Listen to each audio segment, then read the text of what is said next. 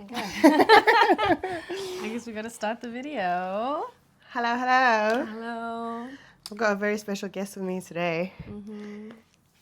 Iggy Azalea has flown Hi, all the way, all the way from Aussie to join me today.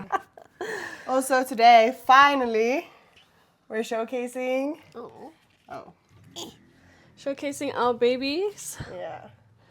By Clapping Donuts. Shout out to him. Shout out to him for doing amazing artwork. Love it. Yeah. So we're in bed today on some Bobby Altoff and Drake vibes. Do you know what that means? No. Yeah. What does that Doesn't mean? know anything about pop culture at all. I'm learning slowly. Yeah. Integrating into society Yeah. takes time. Homegirl is a cult. Homegirl is a cult. Homegirl is from a cult. So, today, here on the bed, gonna get cozy, gonna talk about our traumas. Already did that today. Do you want to tell the people what you started today? So today was my first session of therapy Yay! in 3 years. Yay! So yeah, back to that bullshit. It's not bullshit. We love therapy. We're big supporters of therapy. Yeah, when you want to talk about your feelings and shit. Yeah, and the reason why you're going to therapy is because you don't like to talk about your feelings and shit, and that's not good. It's important to talk about our feelings and shit. Yeah. So that's my journey that I started. So we're just gonna delve into that some more. Also today I realized I'm a people pleaser. Could have told you that for free. I mean, I think I have told you that. I don't think so. Yes, I have definitely told you that when the whole thing was going on with homegirl that used to live here. Oh yeah. I was like, bro, you're facts. a people pleaser. Yeah, you're right. So Yeah. she did say that. Did your therapist tell you that you're a people pleaser? She didn't say it directly. She kind of just like, yeah, and you know, that's how we cope with things, being people pleasers, and that's how people do this and this and this, and that explains this. And I was like, yeah. I did tell you that time though. I was like, bro, you're Yeah, a but people that was pleaser. such a long time ago. Yeah, Yeah. true. Like, who's gonna let someone else just use their car and pay for it for 4 months? It was longer, wasn't it? 6 months? Yeah. Yeah, bro. Homegirl let another girl just use her car and she still was paying for the car, and homegirl was damaging the car, and she was like, oh well. And then she was like, I really want my car back. And it's like, okay, tell her you want your car back. And she's like, yeah. That's uncomfortable. That sounds like an uncomfortable conversation. I think I'm gonna just, nah. Yeah, for real. Yeah. Well, I've been going to therapy. That's why I am an excellent communicator now. Good Sometimes. for you. Yeah, after the fact though. Yeah, Not in the moment. Yeah, in the moment. Yeah, that's true. In the moment, I still have my issues, but Yeah, a lot of don't even- underlining things that you don't really realize. Well, for me personally, I didn't realize that there was actually a lot going on, and I was just like, you know what? That actually doesn't sound fucking normal. yeah. Like when it's said back to me the way it was, because it's like, as I said, she said it from a different perspective, and then it was just like, oh, you know what? That explains why I was a midnight ballerina, because of that fucked up shit, which I don't actually realize because I don't think about it. Yeah. And that's also another thing where the communication comes in, where it's like you don't process what is going on, because I'm like, you know what? I don't think about it. It's not there. Yeah, exactly. So I was And you don't living think in about it, Delulu. you don't talk about it. Yeah. So Yeah. I'm just in my own little bubble Yeah. of nothing. Yeah. So yeah, fun times. And you, when did you actually start therapy? Bro, I've been in therapy, like, I've been in so much therapy. Like, my mom put me in, like, horse therapy. Let me go back. Let me start here. My mom is batshit crazy. Like, batshit crazy. Yeah. I use, like, different examples to when I talk about this, just to show how batshit crazy she is. But when I was 11, she wanted to sell me to a Saudi Arabian Prince. That's one example. But the whole time we were besties though. Like, she was my best friend when I was growing up. She bought me alcohol and cigarettes when I was 13. Mom of the year. Mom of the year, bro. And all my homies thought so. All my homies, when I was 13 years old, I had like my friendship group was like the guys that were like 16, 17. And my mom would provide the alcohol. Wow. I was super popular. Yeah, I would also want to be your friend. I was mad popular with those guys, but I wasn't allowed to like hang out with the girls in my class and stuff like that. Like their parents were like, you cannot hang out with that girl. And yeah. So that whole time, she did put me in therapy, but because her whole thing was like, the world is against us. Because we had hella issues with CPS, Child Protective Services. Yeah, like we got taken away for a while. We lived in like a foster home for a while. And we had hella issues. And my mom was like, yeah, it's because we're so special and we're so cool and everyone's jealous of us. And obviously, it was my mom saying these things. So I was like, yeah, everyone's jealous. I was like, fuck these hoes. They're just jealous. They wish they were as cool as us. They wish their moms were buying them cigarettes. Yeah, so she did put me in a lot of therapy. I was in horse therapy for a while, but I used to lie. In therapy? Yeah, in therapy. All I used to do was lie. Explain to me what horse therapy is. It's like you just chill with horses and have therapy, basically. Okay. Yeah. Yeah. It's like, I guess the horses are like there to make you feel comfortable. Yeah. But I used to lie. When I was younger, I lied so much. I lied about everything. And that's what I've learned later in life, that's like a coping mechanism to just kind of create your own worlds in a way. So I lied about everything, like completely unnecessary stuff. So horse therapy, for example, I lied and said that I was scared of gray horses because I had a traumatic experience with a gray horse. So, and I was so dramatic about my lies too. Like I would like really like put on a show. So when the first time, and I don't know how the lies came into my head also. I would just, the most random things. I would make up the most, I have another one. But Another one. That I was so dramatic about. Yeah. So yeah, the first time they brought out a gray horse because it was also group therapy. So it would be like 2, 3, I think, and they would like bring different horses and stuff. The first time they brought out the gray, and I was like, oh my God, no, I'm so scared of gray. I'm so scared of gray horses specifically. I was like, and then I think I faked the whole panic attack, like everything. Yeah. And then I explained, I was like, yeah, I had a very traumatic experience. Like I cannot be around gray horses. And then they didn't use that gray horse anymore in our sessions. Shame. And then I also made up when I was like 12 or something that I used to be addicted to like canned Coke. Okay, yeah. Yeah, so I would tell my friends and stuff, I was like, they couldn't like drink canned Coke around me. Okay. And like if someone would bring like canned Coke, I'd be like, no, oh my God. Oh my God, okay, I get you. Bro, I just constantly just making bullshit up. And so in therapy, I did have real issues, but I didn't know. Yeah. I didn't know that those things were issues. You know, I thought my mom was super cool. I thought the biggest issue that I had was that everyone was so jealous of us because we were so cool. And I just made up a bunch of shit. I tried to give myself an eating disorder. Like I tried to give myself bulimia. Okay. But then, like, my mom was like my best friend, but she was also like super neglectful. Like, she would just be doing her own thing. She would tap in with me every now and then. But like, I used to party and stuff when I was 13, and she didn't know what I was doing. So you were just basically doing your own thing, and your mom would just like be in the background sometimes? Yeah. She would like, yeah. And also, I don't even know what she was doing. She had like hella like criminal boyfriends and stuff, and they were like a lot more important than us. We were important every now and then. I don't know how to explain it. But anyways, so I was like, okay, I'm not getting any attention. I'm going to give myself bulimia.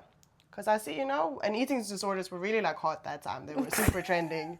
And so I was like, I'm a have one. So I started doing it. I started doing like throwing up after meals and stuff. Problem was my mom wasn't noticing.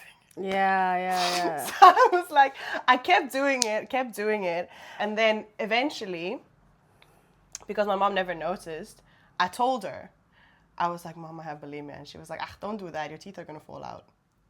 And I was like, Oh, I kind of feel like I've wasted a lot of time. Like, that wasn't really the attention I was hoping for. Yeah. You wanted her to be like, oh, baby, like, what's wrong? Yeah, and I wanted her to be like, let's make more of a mother. Yeah, I wanted her to be like, oh my God, how can we? She was just like, don't do that, your teeth are gonna fall out. And I was like, and then I had to make a decision. I remember I was like, okay, should I keep this going until I land myself in hospital? Or should I just... And eventually I was like, nah, brah, it's a lot of work. Yeah. So I decided against it. So then... Okay. Would you say that you have like developed any like body dysmorphia from it? Not really, because I never had body dysmorphia. I was just throwing up to get attention. But on that note though, I do think that like a lot of times, you know, young girls, and I'm sure boys also, do these things, and then people are like, oh, they're just trying to get attention. It's like, if someone is doing something to that extent to get attention, something's wrong. Yeah. Like, the person needs attention. Yeah. You know what I mean? Like, writing them off being like, oh, they're just trying to get attention. Bro, they probably fucking need some attention. Because I did get a lot of attention, but it was all, like, very negative attention. Yeah, the wrong type of attention. Yeah, like, I only got what you needed. Yeah. I was super naughty in school, like, super, super naughty when I was 13. I used to smoke in the bathroom stalls. I used to run out of the classroom. I was so naughty. So I got a lot of attention. But it was bad attention. Yeah. And I got a lot of attention from older guys. Bad attention. So I was just looking for someone to be like, oh. Yeah. Yeah. And do you think you would have been receptive to like the positive attention if someone had to like come and be like, listen, this and this and this at that time? Because like, you know, the kids, they go through like a very rebellious phase as well. Yeah. Where they don't want to listen to people. No facts. But actually, you know what? I did have a teacher. So, my mom didn't used to pack us lunch or anything like that. I think I've told you the story how I used to steal people's lunches. Okay. I used to, like, literally, I was so out of pocket when I was younger. Like, I can't even put two and two together that was me. So in the school cafeteria, I used to literally just go and like sit down with people and like eat their food. And then there was one girl who she used to always bring these like cheese sandwiches. And I would sit down with her, and she didn't like have a lot of friends and stuff. So she was like happy that I would sit with her. Yeah. So I would like sit with her and I would eat her lunch. And then after a while, her mom started like making for me too. That's very sweet. That was very sweet, yeah. But also because I didn't used to have lunch, there was a teacher that noticed that. And then she would like invite me to her office to like eat lunch with her every now and then. And then we would talk and whatever. And I actually like started more and more. In the beginning, I would just lie to her. Just make up shit. Like? And then like the fucking bullshit stories that I was saying, that I was addicted to canned Coke and that I was scared of grey horses, like all these bullshit. And then eventually I started telling her a little bit more like real shit about like my mom and stuff. And then she called CPS. Oh. Which I had asked her not to. Yeah. But then obviously she did because she kind of has to. Yeah. But for me, I felt very betrayed. So I was super pissed. Yeah. And then I hated her because also like right after she told me she was going to do it. And I was pissed. She was literally like, so she didn't even really betray me at all. But it still felt like betrayal to me. Yeah, facts. Because she literally sat me down and she was like, listen, I'm going to have to call CPS. Because you are being neglected. Yeah. And I was like, I'm not being neglected. You don't get it. Da, da, da. And then shortly after that, CPS made like an emergency injunction. Oh, okay. That they were going to come and pick me and my brothers up from our house. And we literally like packed up and left in the middle of the night. And we drove across the border to Sweden. And then there was one day we were in the restaurant in Sweden because we drove across the border in Sweden. And we had a vacation house in Malta, so we were going to fly there. So we were sitting in the restaurant and the police came in. And my mom was like, okay, if I say go, we have to all climb out of that window. But they weren't there for us. Okay, fuck. Yeah. Crazy. Yeah, a lot of shit happened. But I'm trying to think of like some fun stories though. For you, Akima. For you. Because I know you missed my crazy shit my mom did. So there's the one, obviously, okay, let's do the one where she tried to sell me to an Arabian prince. Yeah. Saudi Arabian prince. So my mom was I'm gonna say was, because now she has like dementia and she lives like out in government housing and stuff. But she was super intelligent. Like she graduated top of her class at law school. She used to work in the UN. She was so sociable and just like very like a star. Yeah. You know? She attracts people. Yeah, like super. Like one of the guys that puts the price on diamonds proposed to her. Yo, and that guy is rich. Yeah. But she was like, nah. But yeah, so she just like knew people all over the world. Like she would know the most crazy people. Like she knew so many people. She partied with Ozzy Osbourne once. Like she just like her. Fuck writing a book about my life. People always say that about my mom's life. Like damn. But anyway, so she knew this guy that knew this like Saudi Arabian royal family. So they went there. That guy took her there. And this was when I was like 11 years old. Yeah. So they went there. They were at like they live in like a huge palace and everything. And then my mom was like, "Oh, are you looking for a wife?" So she was showing pictures of me and whatever. And then the guy was like, or whoever's responsible for arranging his marriages or whatever was like, yeah, like that's a good option. She would obviously have to convert to Islam and all these things. And my mom was like, yeah, cool. And then she came home and she was like, yeah, she was like so excited. Yeah. Because mind you, she's batshit crazy. And also she lost her mind more and more. So when she used to work at the UN, she was more like normal. And then when I was like 7, 8, something like that, she started drinking a bit and stuff like that. And then she just started like, things just got worse and worse. Like, mentally. Yeah. So by that time, she was like, she presented it to me. She was like, yeah, don't you want to go live in this palace?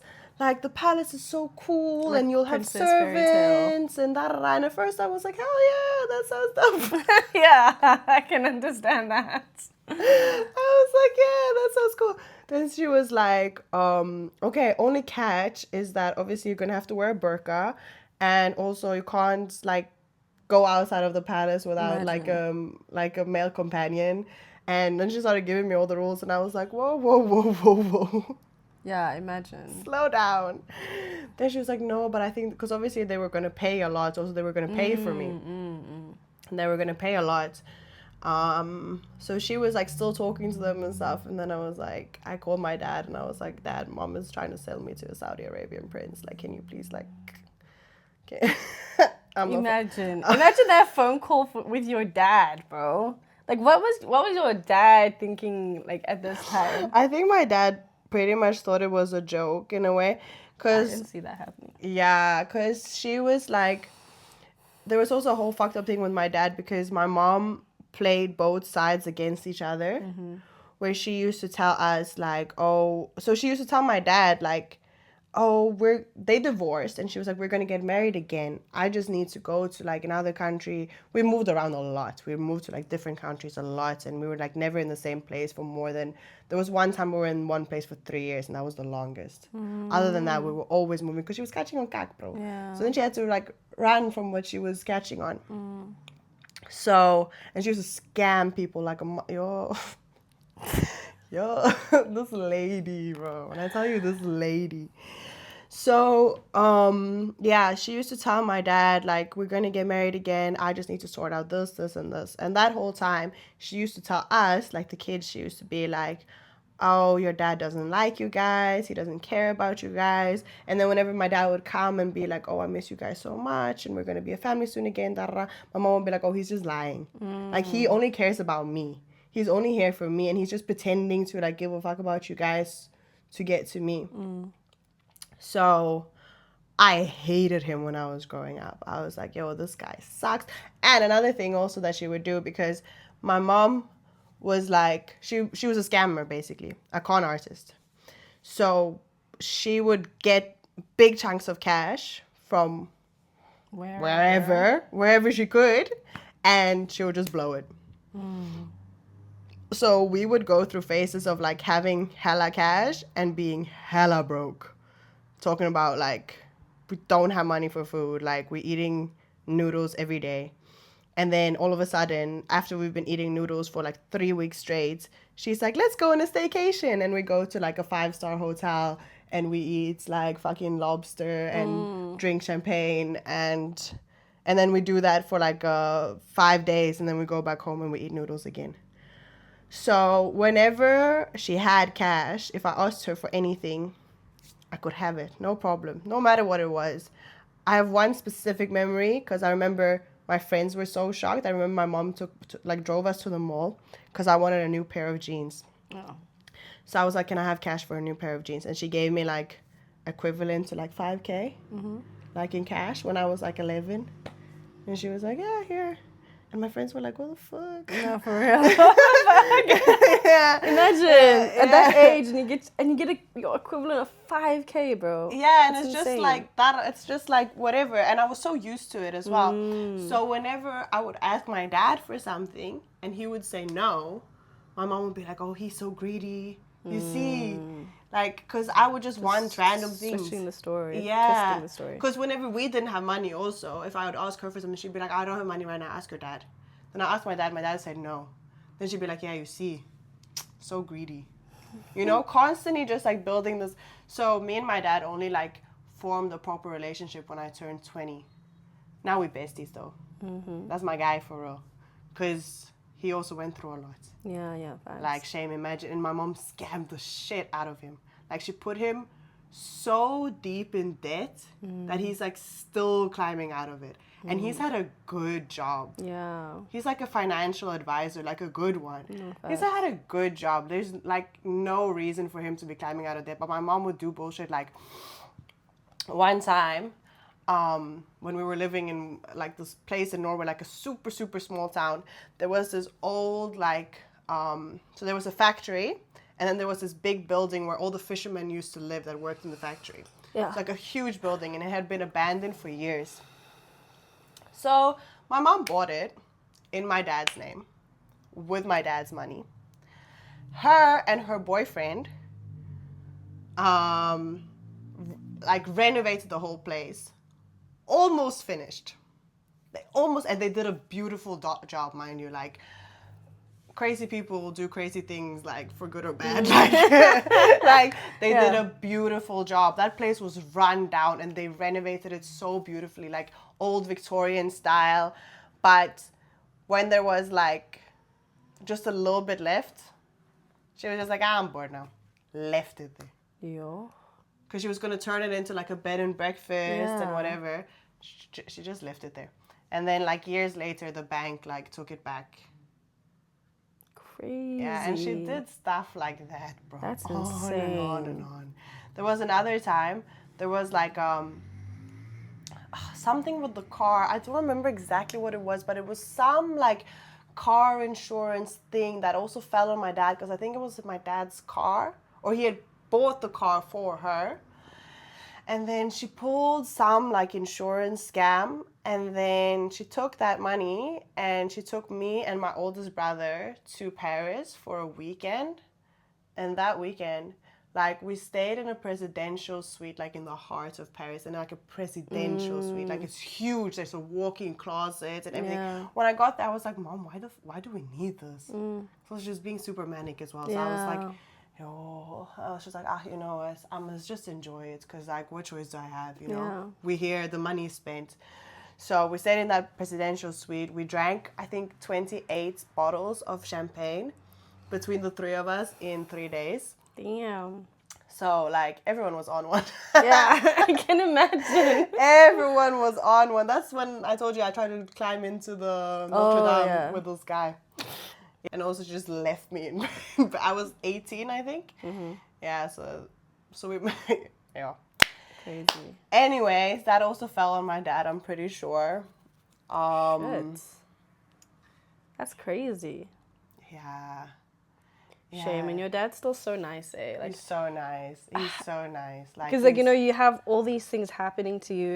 It's so easy just to turn bitter. Yeah. But your dad is so nice. You know, he is, Shame. And I feel like, obviously, it's not my fault. I can't really feel bad. But, like, sometimes I do feel bad because I was so nasty to him. Yeah. But, yeah, I don't know. That stuff is very complicated. No, for real. But, yeah, that's chapter 1, I think, of the shit. That the shit that's been going on with my mom. Like, wow, she is a character. Yeah. Like, damn. I think if you guys are interested, I can talk about it more another time. I feel like I don't want to go on and on about it for like a whole hour, but yeah, that's some of my lore. Yeah. Yeah. Damn, guys. Yeah. You have told me like a little bit here and there, but It's so much. That's the thing. Yeah. It's like it's so much that I feel like, and what was I gonna say? I feel like I lore drop on you guys so much. Like I just will say something out of nowhere, and you guys are like, "What?" yeah, facts. You do what that. what are you saying right now? And I just bring it up so casually. Yeah. Like I remember with Angela like a few weeks ago, and I was like, "Yeah," when I was in the psych ward, and she was like, "What?" Hold up. Because we were talking about jeans and how like something about like jeans and them being uncomfortable and whatever. And I was like, yeah, when I was in the psych ward, there was a girl that wore jeans every day, and she was like, go back to the start of that sentence. Like, what are you saying right now? What do you mean you were in the psych ward? Yeah. I mean, all this stuff obviously did drive me a little bit loony, but I'm super normal now. Yeah, I think so. I am actually. I am actually like so impressed by myself. Yeah, but you should. But also the thing is like you've also done a lot of work as well. No, true, yeah. So I think you should get your flowers for that. Thank you. Thank you. Yeah. Because like another thing as well, where it's like you can easily get better, but you can also just easily carry on down the same road. No facts. Because it's like change is like probably the hardest thing. Yeah. So to start that. Yeah, people start it, but then to actually be consistent with it is the hard part. Because it's like, I actually don't need to change, People are going to deal with me or not or some shit like that. And I was always likable. Even when I was a big druggie, I was still likable. Like, yeah, so. But you are a very bubbly people person. Yeah. And I still was. I was just on hella drugs for a while. Yeah. But yeah, thank God that I got out of that. But also, like, true, like, just a lot of work, a lot of realizing that I'm a problem. And I think that's the part that's really, really difficult for a lot of people to be like, I'm a problem, because it's so uncomfortable to do. Yeah, facts. Because you have to actually like look at yourself and be like, "Ish." Yeah. That part of me is actually just not okay. Yeah. And also, I'm always give flowers. I don't know if he would want me to say his name, but there was a guy,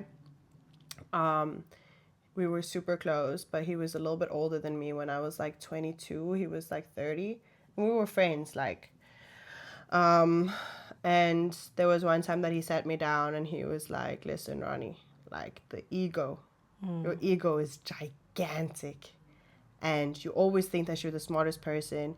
You always need to have the last word, and it's not cute, bro. And I was like, damn. And I think that people had said things like to that effect to me before, because I was really very full of myself. I didn't like to listen to other people. I really did think that I was always right. That also has to do with my mom, because she gassed me up so much. She made me feel like that. She was like, every time anyone did anything to me, they were always jealous. And anything bad that happened never had to do with me. It was always other people's fault. Yeah. So you never like had like accountability for actions and stuff. No accountability. She always thought I was in the right no matter what. So I also thought that I was smarter than everyone else, because she also told me that. She was like, yeah, you're literally smarter than everyone else. Everyone else is stupid. You're the smartest. And I was like, hell yeah, I love it. I was like, sounds good to me. Yeah. So, yeah, he literally sat me down, and yeah, like I said, people had said things to that effect to me before, but always in fights, or always when they're like, yeah, fuck you, Ronnie, you think you're always right, and then obviously when it's said like that, then you're like, fuck you, no. So that time he sat me down and he was like, listen, with love, you are not always the smartest person in the room, and your ego is too big for your big head. Like, you need to have a look at yourself. You need to change, because people are not going to like you long term. Like, yes, you're very likable when people meet you, but long term, people are not going to want to be in your life because you don't take in other people's opinions and you just drive your own track like over everything. And he was like, it's not sustainable at all. You're going to end up alone. Yeah. And that was a major turning point in my life. Yeah. Like major. After that was that when I started doing a lot of things that were like to work on myself, because I actually heard him and I looked back and I also looked at my actions after that, and I would like kind of stop and be like, damn, I'm doing it. Like someone is trying to give me an opinion and I just already have decided that I'm right before I've even heard what they have to say. So yeah. Yeah, that's also another thing of like catching yourself and being like taking a step back, because you know, sometimes a lot of times you can overlook it, you know, and then it's only later on that you're like, oh, I'm doing that shit again. Yeah. Yeah. Yeah. And that's also your therapy. And as much as maybe a lot of the time I was lying in therapy, so maybe it didn't help me with the specific issues, but it gave me tools. Yeah. No, yeah, You know? with the exercises and Yeah. goals and shit like that. Yeah, exercises and ways of thinking about things and feedback on my fake problems that related to my real problems. You know? Yeah. So, Yeah. Okay. Because now when I've tried to go to therapy, I think like 3 years ago or something, when I was going through something a little bit, I went to therapy and I was like, this is so useless because I have all of this information already. You know, I could have told myself what you're telling me, so it's not really worth it for me to pay for this. Yeah. Because it's been years. Yeah. I think for me, one thing with the therapy is that it's going to bring up a lot of things that I kind of push down. It will. Yeah, because I like avoiding things. Yeah. I'm a very avoidant person. Yeah. Also, avoidant, non-confrontational, but confrontational at the end. Like, at the end. I'm confrontational. But I just don't like talking about shit, bro. Yeah. Especially if it involves me. Or, like... You wait until you've had it. Yeah. Yeah. Yeah. And then, you know, that's also the fucking problem, because it's like, there'll be an issue... Someone will be like, so what do you think of this, right? And that's my opportunity to be like, no, I don't like this. No, I don't do that. I'm like, no, it's fine. And then later on, someone can, I know the one person's watching this. He knows what I'm talking about. I know what you're talking about. I know what you're talking about. Later on when I'm crashing out. It drives me nuts. Later on when I'm crashing out and shit. I'm like, yeah, and you did this and this and they'll be like, but I asked you, and you did, and you said it was fine. Now you're bringing up this issue that we thought was resolved, and as not resolved, and I'm just like, oh, okay, you're actually right. Yeah, but the reason why, like, I feel like, because you know sometimes you have to look at your relationships, and if someone has very toxic traits, you get to a point where you're like, you know, I can't like be in this situation. I think like with you, the reason why I still stay through your toxic traits is because you are aware of them and you are actually working on them, which maybe wasn't the case a few years ago, but now you definitely are. Like, and even when I tell you, like, we had an argument about exactly what you're saying now the other day when I was like, but bro, I asked you and you said it's fine, and then I asked you again the next day and you said it's fine, and then all of a sudden 2 hours before it's not fine anymore. And I'm like, you drive me nuts, you always do this, and then you're like, yeah, but it's not comfortable for me to talk about things. I'm like, fix it. But now therapy, fixing it. but yeah, you're right. You are gonna have to talk about a lot of things that you don't want to talk about. Yeah, facts. Because I know there's a lot of things that I've asked you about when we have like deep conversations, and I'm like, oh, but what about this? And you're like, I don't care about that, and I'm like, I don't believe you, but okay, I'm not gonna dig any deeper. Facts. It's so easy. I know you're fucking lying. It's so easy to say, no, I don't think about it, or no, it doesn't really matter to me. Yeah. Because it's like, I think a lot of the time as well, like, I don't think about it, but the one thing that she said was the fact that, like, even though I don't think about it, my brain is still storing it. And the fact that I haven't processed it means it's going to sit there and build up more. Yeah. And I was just like, fuck, now I have to process shit. Yeah. But, you know, it's an exercise that needs to be done. Yeah, it's going to be so good for you. Yeah. It's just going to suck a little bit sometimes. Your therapy sessions sometimes are so heavy. Like, you're literally afterwards, I remember a few of them where I've had to, like, where I've really spoken about stuff. I've just gone home and just slept the whole day. Mm. Because when I was like 22 or something and I started like detaching from my mom and stuff, or I actually hadn't seen her for like 4 years at that time. That time I went to therapy and I actually spoke about myself. And that time I used to literally go home and sleep the whole day because it's exhausting. Yeah. It's really, really tiring. I think one of the sessions that ended therapy for me 3 years ago was because, like, 3 years ago, I was still dealing with all that shit. Yeah. And I don't know what happened that day, but, like, you just wake up emotional. Yeah. So it was also my day of therapy. So I just went to therapy. I just started crying. And I just started saying, like, random shit. I can't even remember what I said. But then after that, I never went back. You're like, nah. Yeah. Nah, that's not a vibe. No. I didn't enjoy that. I I'm not didn't gonna do it enjoy again. that, like that hits of Yeah. shit that was in my face. It was like, nah, I don't want to deal with this.